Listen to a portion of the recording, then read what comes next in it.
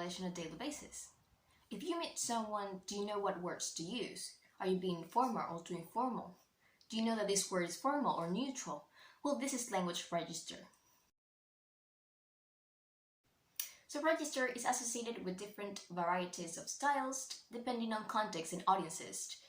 Collocations, as we studied before, are an ensemble of different words, and collocations can have a suggested register rather than the individual words.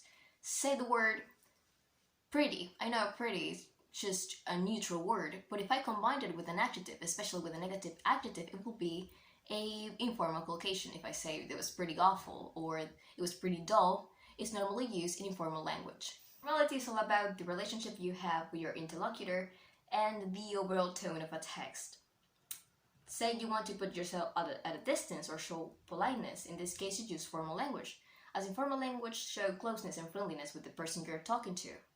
If a close friend throws a party, at the end of the party you will say, "Thanks for the party, I had a blast." But if your boss was the host, in this case the response will be completely different. You could say, "Thank you for inviting me, I really appreciate it."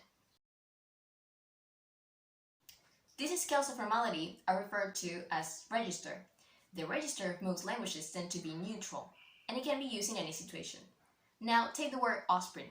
I know offspring is very formal and is normally found in written English, but I can find an alternative for this word. If I want to be neutral, I would say children. If I want to be informal, I would say kids. Another example would be television, which is the neutral way. But if I want to be informal, I would say telly in British English or TV in American. How do we know if a word is formal or informal? Well, sometimes we can see if it's a clip-in or a short word.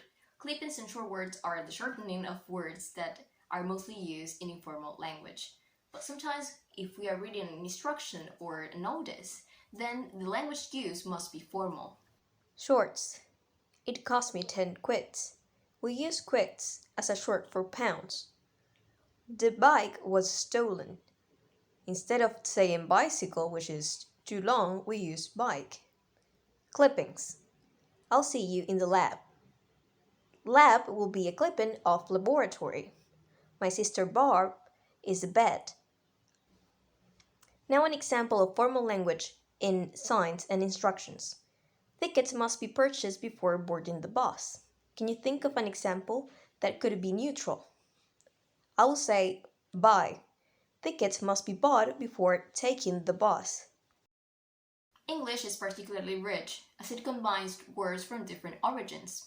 It takes words from different languages, but in this case it combines words with the Latin or Greek roots with these Anglo-Saxon roots.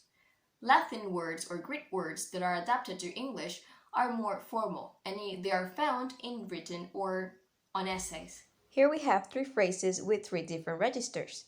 The police is conducting an investigation into the arms deal. Conducting is a verb that comes from Latin, therefore is a formal verb.